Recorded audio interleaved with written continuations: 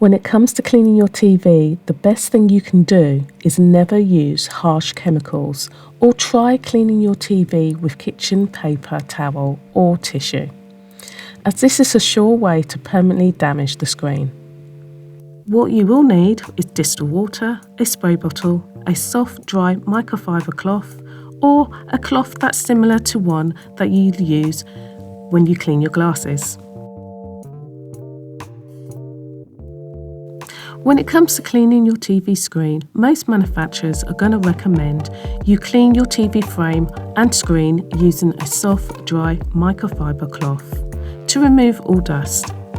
Clean in a very light circular motion, as this is the safest way to protect the protective film on your screen. If you don't see the required results, spray distilled water onto your microfiber cleaning cloth and gently continue to wipe the frame and screen again in a circular motion. Using a mild dish soap may be okay for some TVs, however, I highly recommend that you check your TV manual or contact the manufacturer's customer support for further advice.